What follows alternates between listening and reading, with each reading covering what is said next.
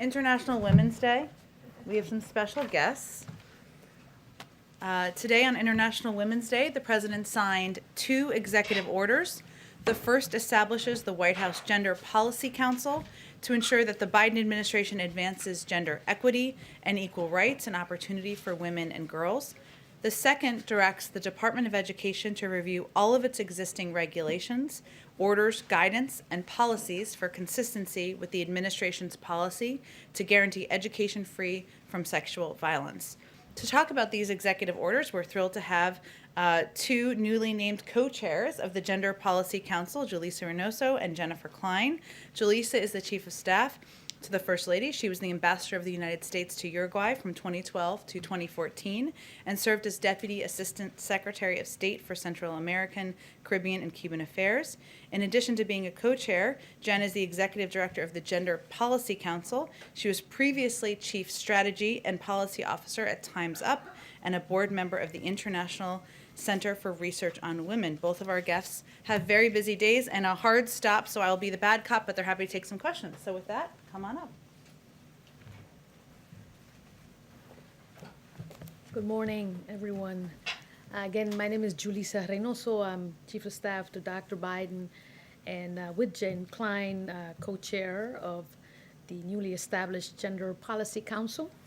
It's a real privilege and honor for me to be able to lead this effort with Jen, who is really a legend in this field.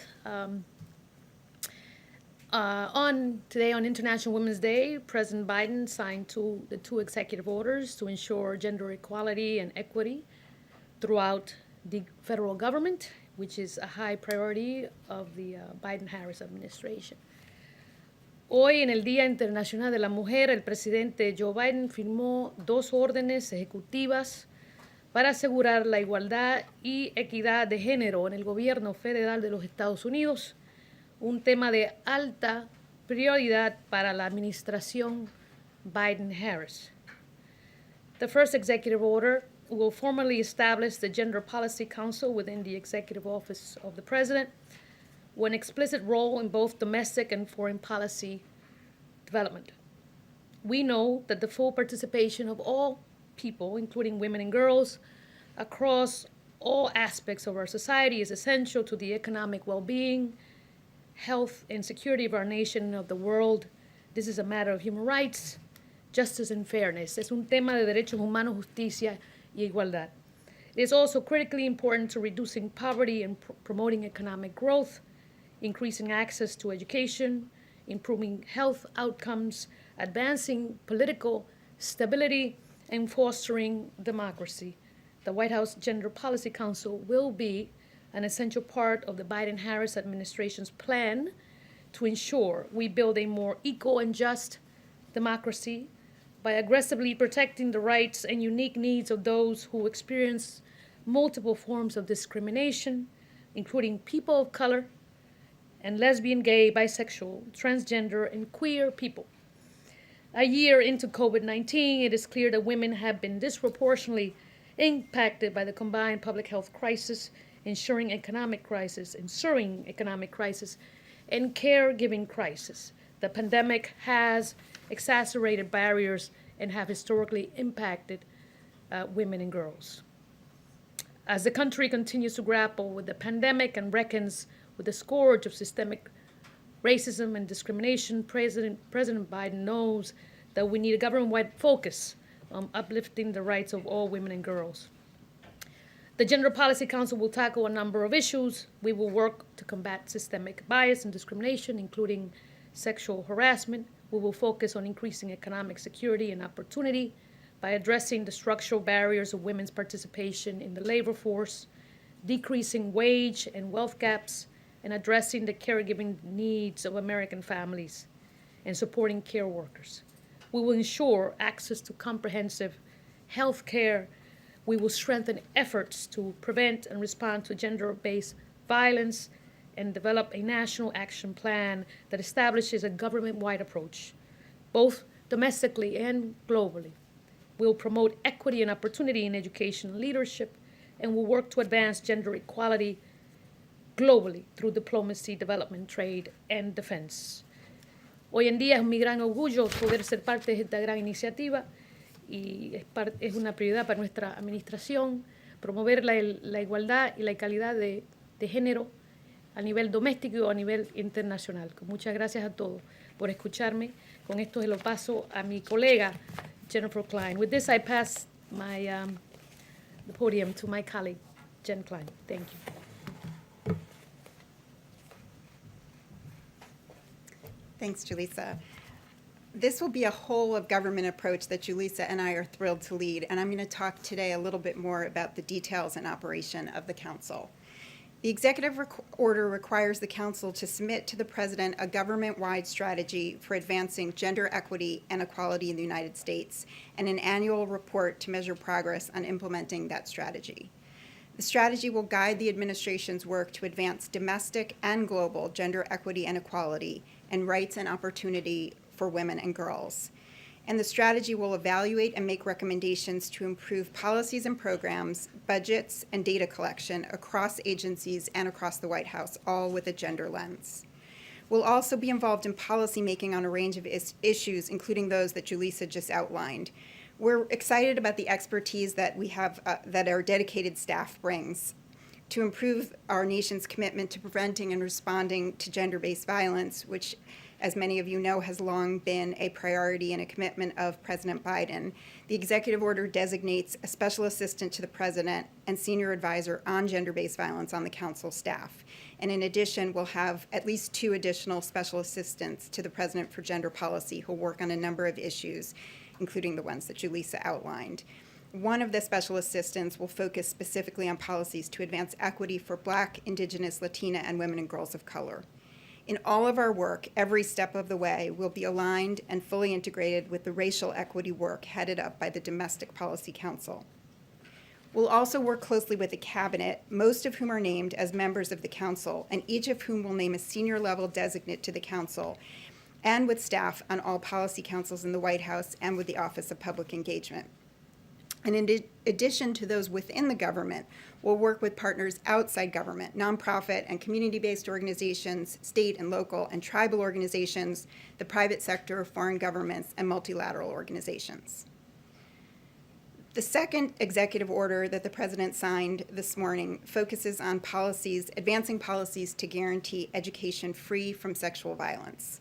The Title IX EO directs the Department of Education to review all of its existing regulations, orders, guidance, and policies to ensure consistency with the Biden-Harris administration's policy that all students be guaranteed education free from sexual violence.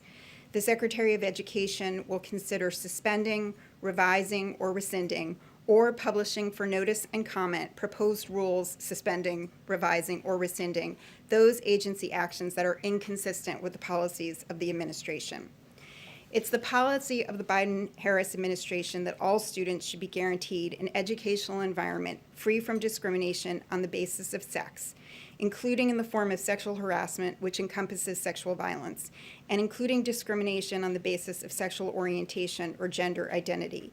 The order also recognizes that students sometimes experience discrimination based on race, disability, and national origin, and that LGBTQ+ students experience significant amounts.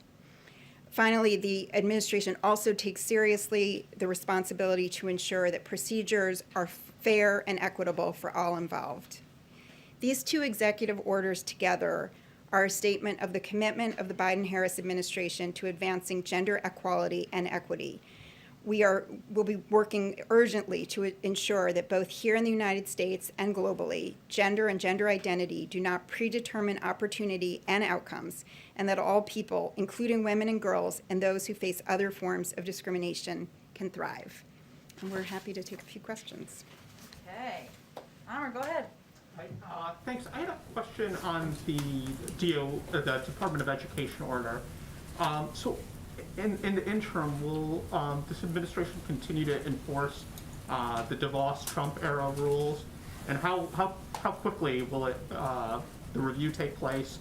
And when can we expect implementation of any changes? The executive order asks the Secretary of Education to consider whether to rescind or revoke anything immediately, and it also makes clear that the Secretary should work as quickly as practicable to take action. Okay, thanks. Question for Jennifer, and then I have one for Denise also. Mississippi's legislature recently passed a law that would basically ban transgender athletes from participating in girls' or women's sports team.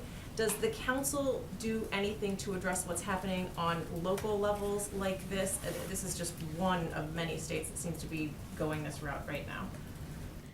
We have the tools that we have, which are federal laws, and the bully pulpit and clarity about our policy and values.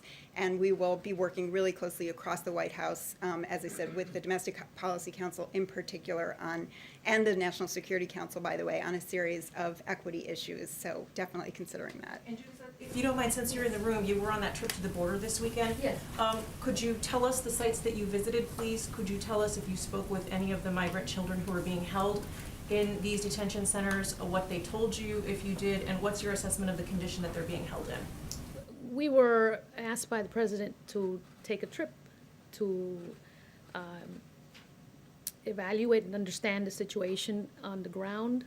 As you all know, we inherited a broken system, and there are many challenges involved currently. We did speak to many of the folks involved, including children. We're trying to manage this in an orderly fashion, but obviously be very mindful of the human cost here in light of the fact that we are talking about kids. So that is something we are managing, and we do plan to brief the president this week on it. We have not done so yet. So you'll hopefully learn more during the course of the week. But our first order of business is to really have that conversation with the president. Go ahead, Nan. One of the Title IX regulations that is targeted for review in the executive order says that a person who's accused of sexual misconduct on campus must be afforded due process. What's wrong with that formulation? I don't think there's anything wrong with the notion that everybody involved, accused or accuser, should have a fair and full process, and that's exactly what the policy of this administration is, and the Secretary of Education will look at the regulations with that in mind. So you don't think that that particular regulation will change? The President has asked the Secretary of Education to look at each piece of the regulations of all policies and make that decision, make a recommendation about what needs to be revoked or rescinded. What is clear is that the policy of this administration is that every individual, every student is entitled to a fair education, free of sexual violence, and that people, all involved, have access to a fair process. Jeff, and then Katie, and then we have to wrap it up because these ladies have to go. But they'll come back. Great. Can you speak a bit more about the plan, or maybe it's an intended plan, to boost the declining number of women in the workforce, specifically Black and Latino women who've been disproportionately hard hit by the pandemic? So obviously, the ARP will do quite a bit to advance the economic interests of all Americans, but as you know, women of color, Latinas, African Americans, Black and Asian Americans, and indigenous women have been disproportionately impacted by the incredible year we've had to manage, right? So given the dislocation of the impact on specific sectors that are predominantly occupied by women, and the fact that historically women have been disadvantaged in terms of pay, in terms of access to certain jobs, and just pure discrimination. We are looking at addressing the accumulation of all those factors. ARP is one way to begin. We're looking at, obviously the president's looking at additional paths and legislation coming down over the next couple of months to also build the incentives to generate jobs for Americans, and obviously women being a major part of that.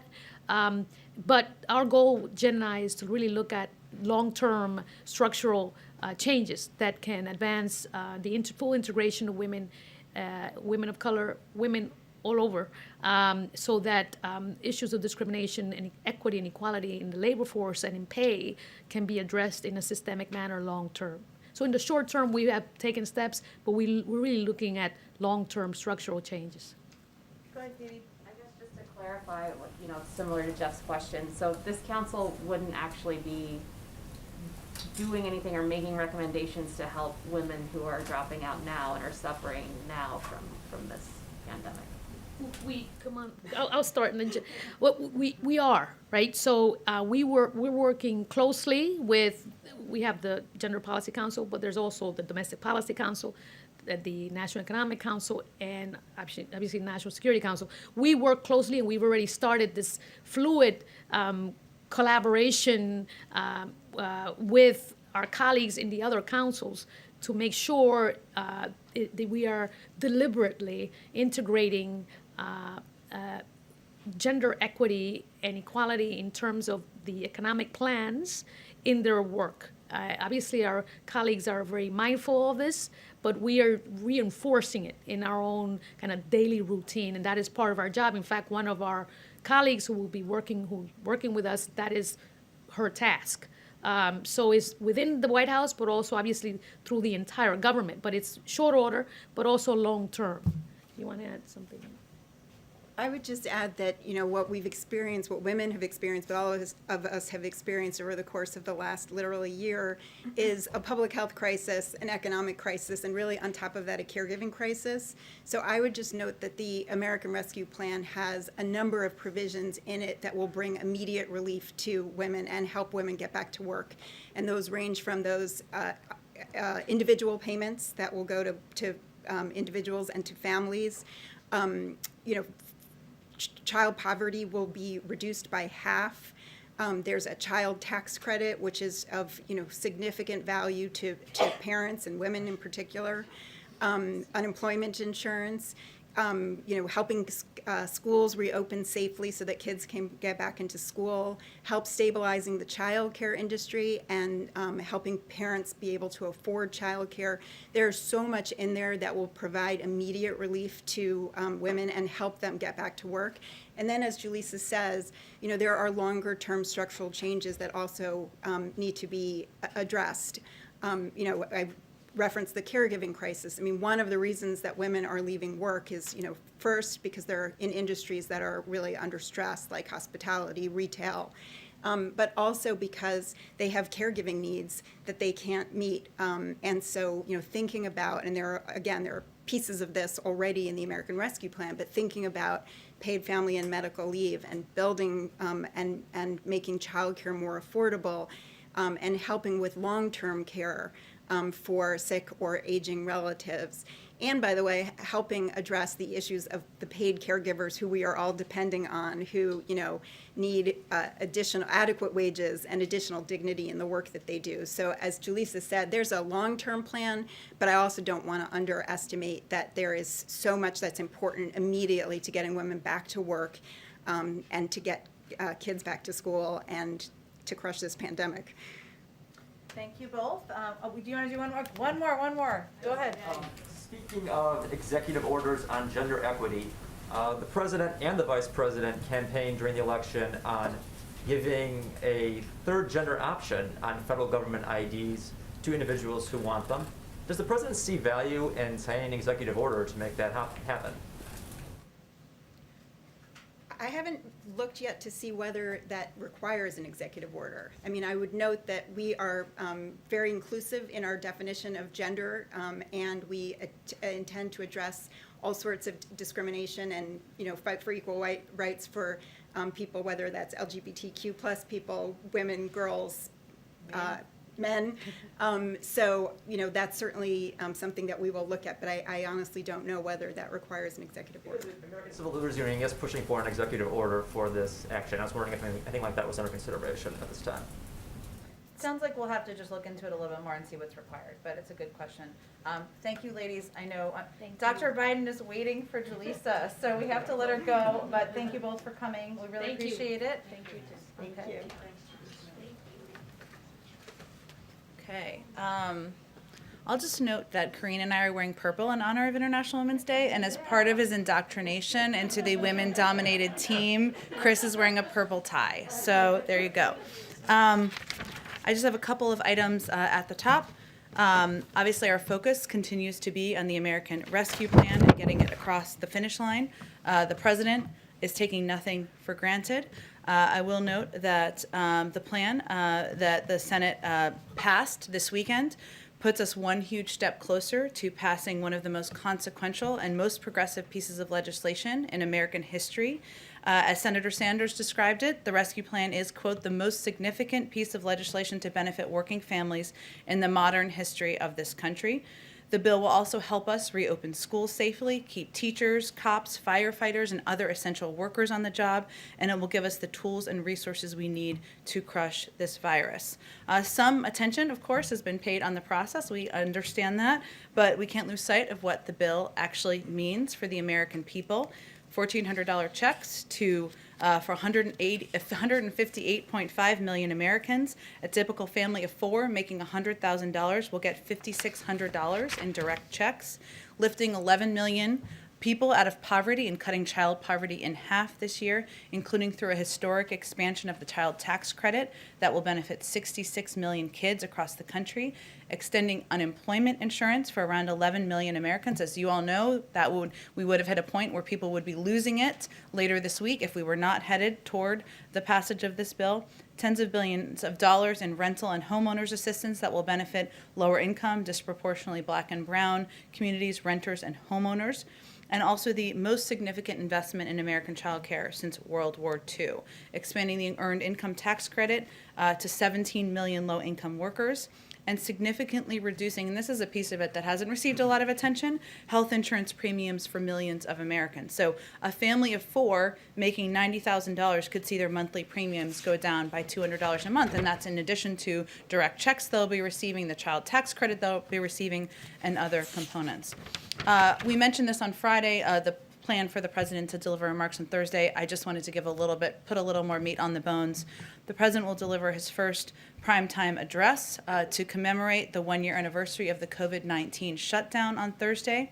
He will discuss the many sacrifices of the American people have made over the last year and the grave loss communities and families across the country have suffered. The president will look forward, highlighting the role of Americans that Americans will play in beating the virus and moving the country toward getting back to normal. With that, I'm going to kick us off. Thanks. I'm sorry I didn't wear a purple tie today. Oh, you can do it tomorrow. We can extend it. Just for you. Go ahead. Thank you. Will the president's name or signature appear anywhere on the forthcoming stimulus check that many Americans will be receiving? This is a very popular question. I will tell you that our focus right now is on getting this bill across the finish line, getting relief out to the American people, which we expect will happen by the end of the month in terms of getting the relief out. In terms of what the checks will look like, I just don't have an update on that for you today. And yesterday, Senator Manchin said that, like President Biden, he believes the filibuster should continue, but there should be more pain, and if you want to utilize it. Does President Biden agree that there needs to be tweaks in how the filibuster is utilized? Well, I'll first say the president's preference is not to get rid of the filibuster. Look at what we've been able to accomplish in the last 6 weeks. He's on the verge of passing a historic relief bill that's going to cut child poverty in half and create 7 million jobs. We'll have enough vaccines for all Americans by May. 13 cabinet nominees have been confirmed. We rejoined the Paris Climate Agreement. We ended the discriminatory Muslim ban. He's met with members on both sides of the aisle in the Oval, and he wants to continue to work on a bipartisan basis. And we believe there are opportunities to do exactly that. In infrastructure, I believe that's an area I think Senator Manchin touched on yesterday during one of his interviews. It's a policy area that's close to the president's heart, one he's had a lot of interest in and commitment to, even to when he was vice president and before, there's been historic bipartisan support for that. Immigration, modernizing our immigration system, historic bipartisan support for efforts moving forward. The president is an optimist by nature, otherwise he probably wouldn't be in this job, and he believes that there is opportunity to work with Democrats and Republicans to get work done for the American people. I just one last small Go question. ahead. I know the president and first lady had struck up a friendship with Harry. I was wondering if they caught any of the interview yesterday, and if they had any reaction to what the couple has gone through, in regards particularly with what they felt in terms of the racism that they felt. Well, let me first say that obviously many of us caught the interview. I don't have as many Americans did, and many people around the world. Meghan Markle is a private citizen, and so is Harry at this point. For anyone to come forward and speak about their own struggles with mental health and tell their own personal story, that takes courage. That's certainly something the president believes, and he's talked about the importance of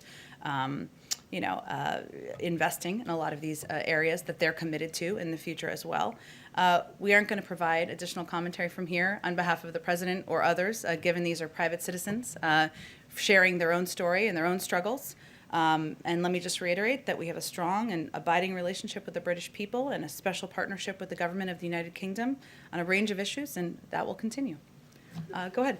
Oh, I'll go to you to Steve next. Go ahead. Sorry. Couple questions. On the timeline front, the president hit on this over the weekend, but I'm wondering if you could Sure. clarify. He said that Americans will start to see these stimulus checks this month. That is the question on so many minds I right know. now. Given that this is tax season, there are concerns about whether the IRS can process these quickly. Do you have a timeline? Will it be a matter of days that Americans will see these checks? This is certainly a very popular question for understandable reasons. The Treasury Department is working on what this looks like and what the processing looks like. As the president said on Friday, we expect a large number of Americans to receive relief by the end of the month. But in terms of the mechanics of it, Treasury just has to work through that, and an update will likely come from them, but we'll keep you all abreast of it. You sort of hit on the vote count a little bit. You didn't get a single Republican vote. Does this concern the president about the ability to pass his agenda going forward? What are the implications long-term right now, given that he doesn't have any Republican support for this? Well, first, the door of the Oval Office remains open to bipartisan work, and I expect he will continue to work with and reach out to Democrats, of course, but also Republicans about ways to work together. And he's had a number of bipartisan meetings, even in the last few weeks, a couple on infrastructure, on cancer. He feels certainly is a path forward, but we're also not going to allow bipartisanship to be defined by one zip code. In fact, many of the Republicans who voted against this are outliers and are against the grain of what the people in their own districts supported. So they may be getting questions about that once relief goes out, once schools are able to upgrade facilities and benefit from these checks. But he remains open and remains hopeful about the opportunity for bipartisan work moving I forward. want to follow up with you on the question I was asking Julissa. Why has the White House not said where this delegation went this weekend?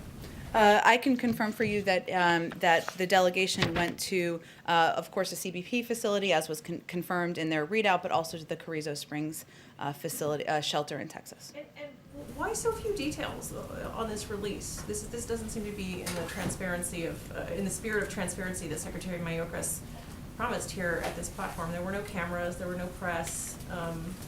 Julissa answered very few details about what they saw on that visit. Well, first, the president, as she conveyed, asked them to go because he really wanted to get a full assessment from senior members of his policy team about what they were seeing on the ground based on meetings, based on conversations with officials from HHS, officials who were running these facilities about what their challenges are, what improvements could be made. And as she noted, they also spoke with children. They'll have, as is a normal part of any internal policy process, they'll have a briefing with him in the coming days. We do look forward to, he's committed to, we are all committed to allowing cameras into these facilities, but we want to figure out the best way to do that, protecting the privacy of the kids in a way that's secure and safe, and certainly that's something we look to do in the future. Go ahead, Steve. The readout of the visit to the border said that they discussed capacity needs for unaccompanied children. Will they be making recommendations to the president? Is there a need for more capacity? Well, we know just purely by the numbers, Steve, that there is going to be a need, right? Because we have a large number of kids, unaccompanied children who are coming across the border. We've made a policy decision as an administration that the humane and moral approach is to keep these kids safe and get them into facilities that are safe. There are some limitations, which I know many of you are familiar with because of COVID restrictions and protocols that reduce the capacity at a number of these sites. CDC also put out some guidelines. Many of you may have seen, I believe it was on Thursday or Friday, that will allow for increased capacity at some of these sites. But it is an area of policy discussion. How will we continue to accommodate in a safe and humane way these kids? And our objective remains moving them as quickly as possible out of the Border Patrol facilities. In order to do that, we need to have shelter facilities that are safe, that have access to educational resources, legal resources, health and medical resources, and we need to ensure we have capacity to do that. Separately, the U.S. has identified 3 online publications directed by Russia's intelligence services aimed at undermining the Pfizer and Moderna vaccines. Yeah. Are you aware of it? What can you do about this to counteract? Well, first, we can reiterate that we will fight with every tool we have disinformation. We are certainly not new to, or we're certainly familiar with, I should say, the approach and tactics of Russian disinformation efforts. And we will reiterate that at every opportunity, these vaccines are safe. They've been approved by the FDA. We will have, of course, health and medical experts conveying that at every turn. And we will look for ways to combat disinformation. But we are aware of it, we are monitoring it, and we are taking steps to address. Go ahead. You mentioned the historical bipartisan nature of infrastructure. Has the administration made a determination about its next legislative priority, whether it will be a targeted, focused infrastructure bill that could potentially pick up Republican support, or whether it's going to be a bigger, build back better, more sweeping, potentially more expensive effort? Not yet, Jeff. It's a great question. I mean, our focus, I know we say this publicly, but it is also our focus internally, is on the American Rescue Plan and getting it across the finish line, and we take nothing for granted. There are the president's priorities are not a secret. He talked about them. You touched on a number of them. It was a part of his Build Back Better agenda during the campaign. Infrastructure is one of them. Investing in caregiving, doing more to improve access and expand access to health care, adjusting our tax systems. But the structure, the size, the format, that has not yet been determined. On ARP, should we expect a signing ceremony tomorrow or sometime after the House passes it? I expect once we believe it's on the path to the president, of course, signing it, and I certainly would expect we'd take a moment to do that once it's done. And what's the administration's plan to make sure that low-income people who didn't file a tax return because they don't make enough income, make sure that they get the money? Because I think in the last go-around, in the previous administration, there were some 8 million people who were eligible but didn't get For the money. tax benefits. Well, for the $1,400 payments. For the $1,400 payments. It's a great question. I probably would have to talk to Treasury about their implementation mechanisms here and how they're able to reach those individuals. It certainly is something that when we came in and did reviews of processes that could work better, we also noted during the transition, but I'll have to talk to them about what systems they'll be able to be put in place to ensure more people receive these checks. Go ahead. Jen, what are the president and other White House officials doing today to ensure that there are no Democratic defections in the vote tomorrow?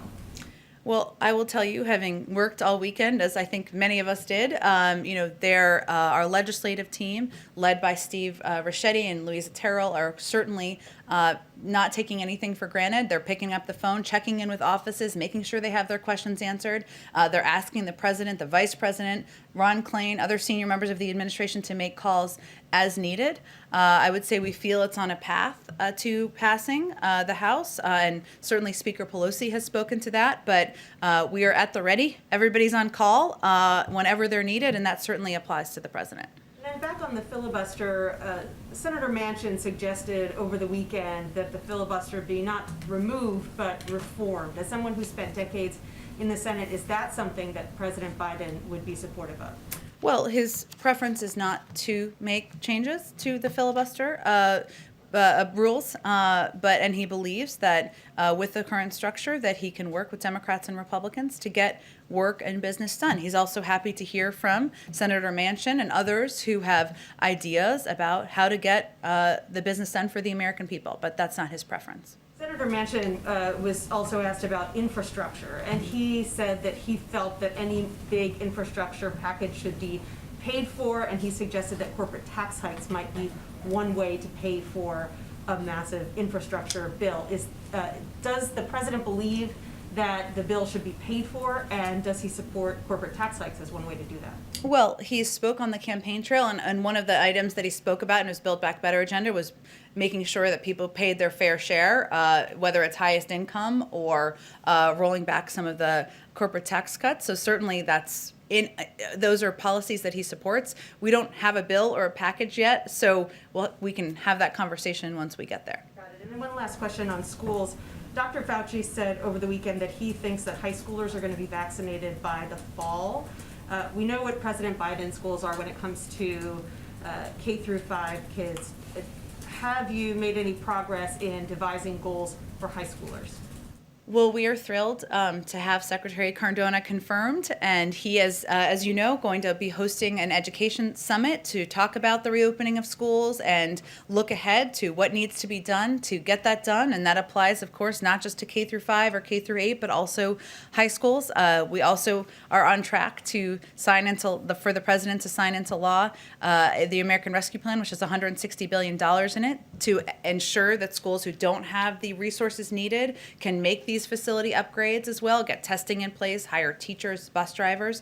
But I will leave it to the Secretary of Education to determine the timeline or the path forward for high schools. Go ahead. Briefly ask on a couple of COVID things. Can you confirm the president will host the Merck and J&J executives at the White House on Wednesday? Yes. Why did he go do away with the trip to Baltimore?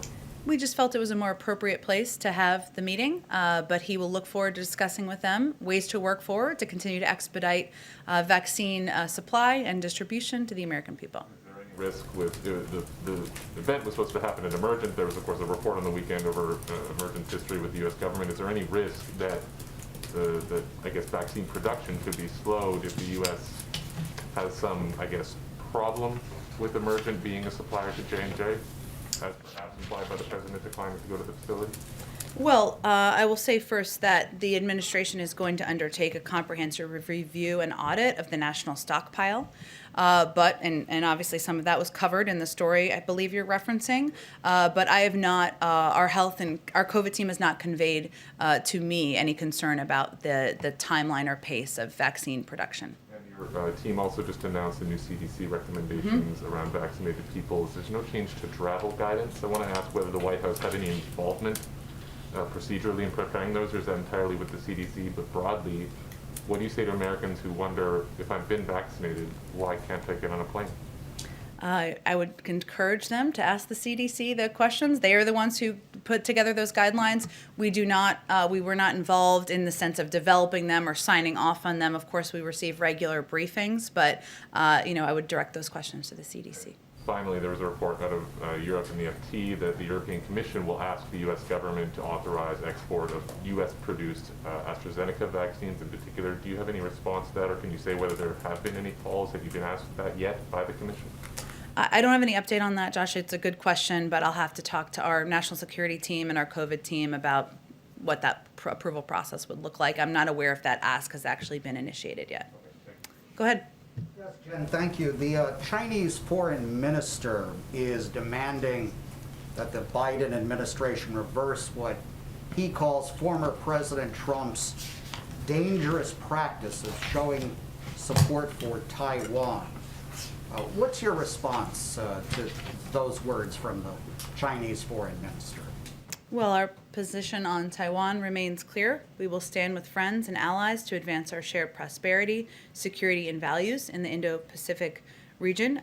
We maintain our long-standing commitments as outlined in the 3 communiques, the Taiwan Relations Act and the 6 assurances, and we will continue to assist Taiwan in maintaining a sufficient self-defense capability. So our position remains the same. Are you worried at all about this increasing rhetoric and the actions by Taiwan towards China?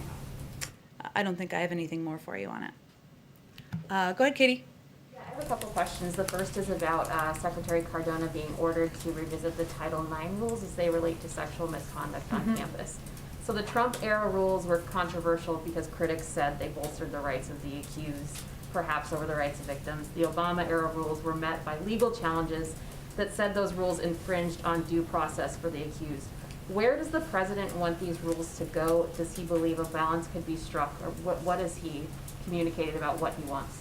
I mean, I think the president wants a recommendation from the Secretary of Education, who we look forward to having in this briefing room. And it sounds like there's a lot of questions people would love to ask him, but I don't think he's going to get ahead of a policy process or recommendations by his Secretary of Education. And then I have just a question on what is the president's relationship with Senator Manchin like these days? How often do they talk? They speak regularly. He speaks with a range of senators and members of Congress and members of the House regularly as well. Obviously, they have meetings here, but he, perhaps because he served for 36 years, certainly doesn't hesitate to pick up the phone and have a conversation, whether it's something he agrees with, disagrees with, and that's something he's prone to do even when it's not on his schedule for that day, just when it comes up and it's an ask somebody makes on the team. He has worked with Senator Manchin over the course of years, and he certainly appreciates the support for the $1.9 trillion package that will help bring relief to the American people. He looks forward to working with him on a range of items on his agenda moving forward. Go ahead. The president has said there'll be enough vaccine supply to vaccinate every American adult by the middle of May. What does that mean for the White House's plans to develop a proposal to do export vaccines to other areas of the world? Well, as the president has said, and we've said, I guess, our priority is ensuring that the American people are vaccinated, and we, of course, remain committed to being vital partners in the global community. There are a couple of factors that we certainly our health team considers. We don't know which vaccine is most effective for children. Of course, that testing is ongoing.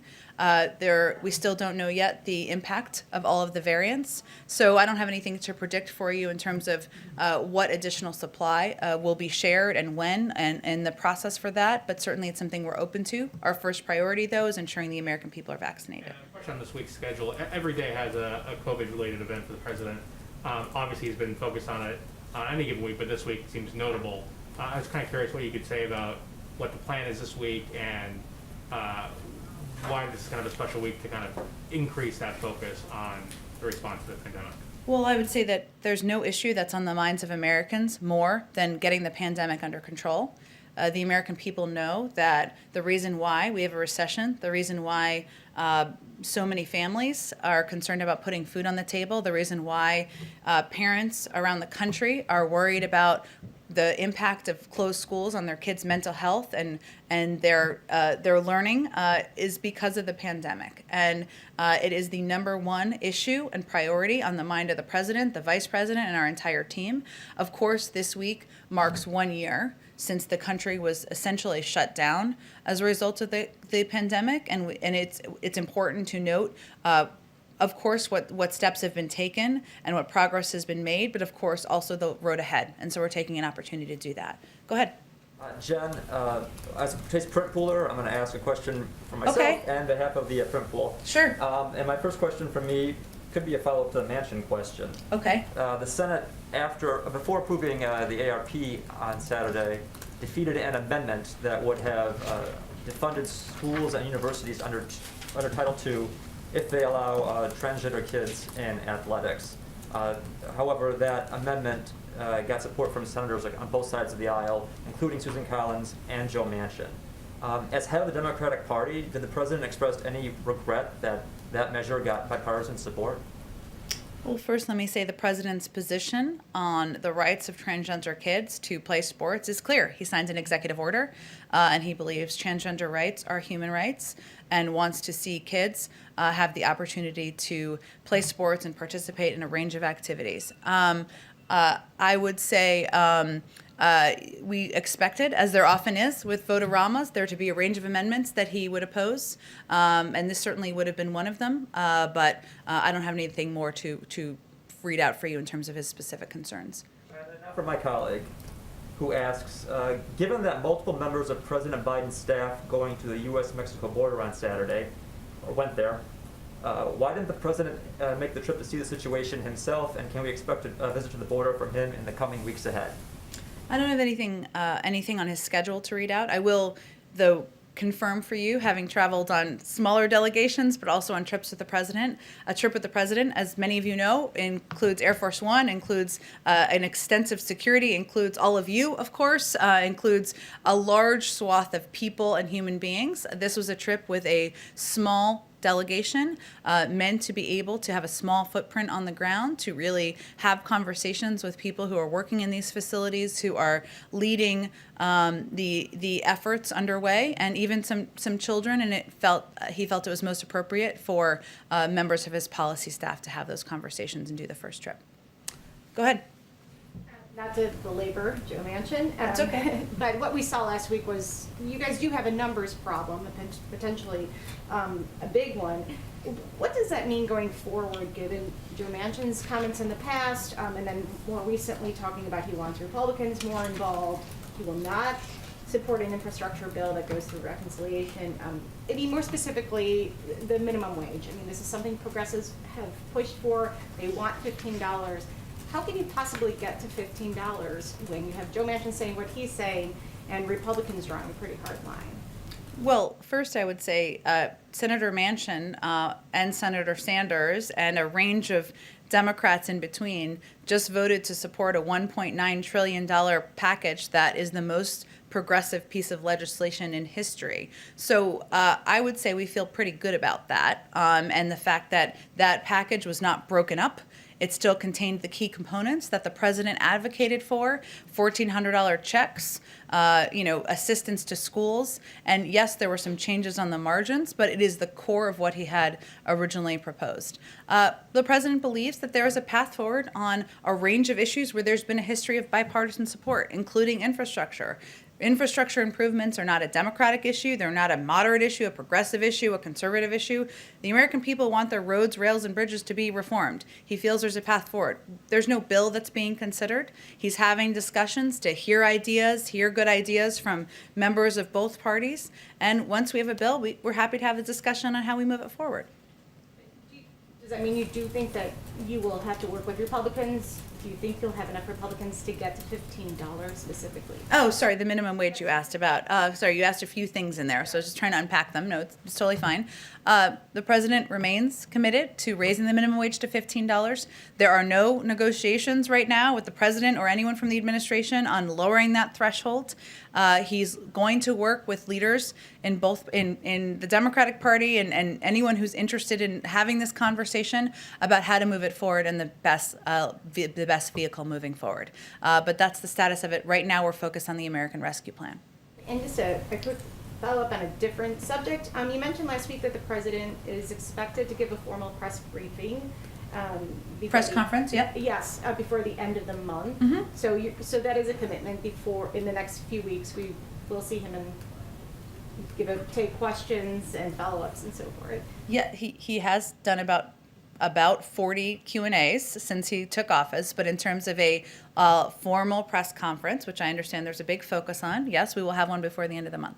And what does it mean going forward? Will we see more of President Biden, specifically? More than 40 Q&As in the last month, or? Where he will be submitted to more extensive questions, follow-ups, the kind of things we're doing today. Will we see him regularly? I don't know that you'll see him more than 40 times a month, but I'm happy to ask him that question. Go ahead, Yamiche. Hi, thanks so much. A couple questions. First, on direct aid, I know that March 14th was the deadline because of the unemployment that was running out. Is the White House basically ensuring people that their unemployment, that enhanced unemployment, that they'll be able to still get that and that there will be no lapse there? And also, is there a concern about what happened last time where there was a backlog at the IRS and there was a backlog in checks going out to people? Is that a concern, and has that been worked on?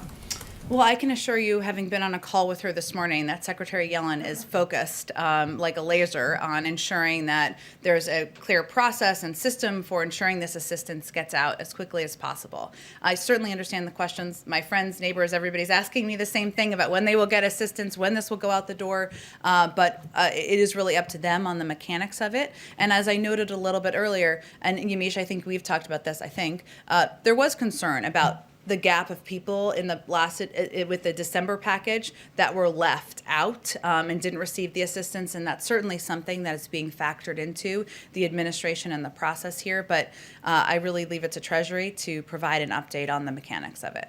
And then I know you said the president's preference is to not do away with the filibuster. House Majority Whip Jim Clyburn, he said that if Democrats want to keep enjoying the majority, that they have to find some workaround around the filibuster. He said maybe it would be a cinema mansion rule. I wonder if the president would be behind some sort of rule for specific legislation. Jim Clyburn was talking about civil rights and voting rights legislation. Would the president back any sort of filibuster workaround for specific legislation?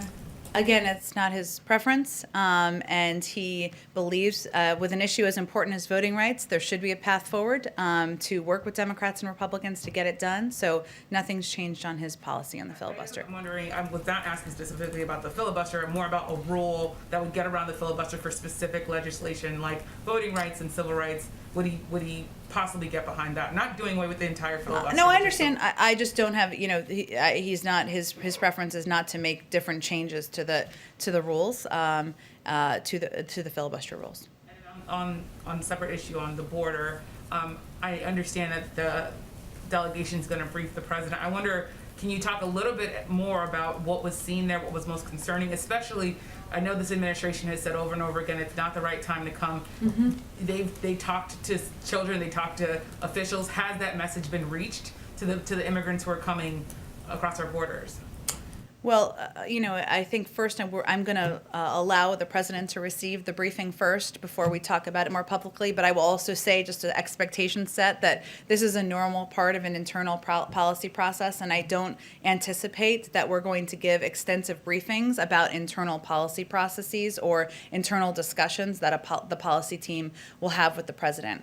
They went there because the president asked them to go, because he wanted to hear and understand tangibly what's happening on the ground. And having sat in on briefings with him about this issue, the questions he asks are, how many teachers are there? What specific steps can be done to improve the processes of the timeline of how quickly kids get from shelter facilities into homes? What's the logjam in the process? These are the kinds of things that he's looking for more detailed information on, and I think he wanted to hear tangibly from people who had recently visited the facilities on the ground, hence they went. But, any policy discussion will be private, as any policy meeting would be in an administration. I can imagine, though, that there is real interest, especially among people in this country, to know more about what's going on at the border, especially when you have unaccompanied minors. I wonder how, I understand that there has to be private conversations, but why not say more, and why not at least say, yes, our message is being received, or no, we need to work more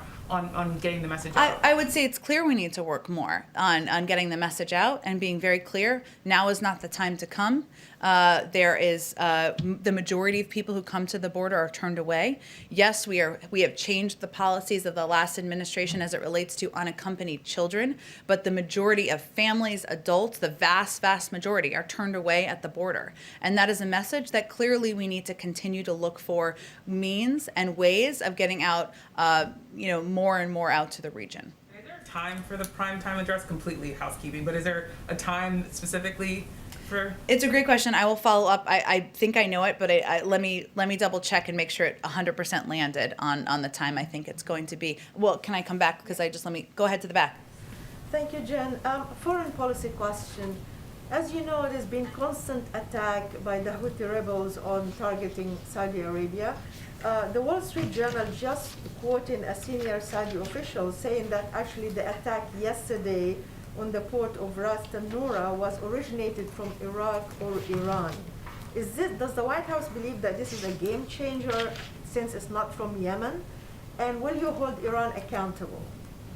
Well, first, we continue to be alarmed by the frequency of Houthi attacks on Saudi Arabia, escalating attacks like these are not the actions of a group that is serious about peace. The attacks are unacceptable and dangerous and put the lives of innocent civilians at work, including Americans.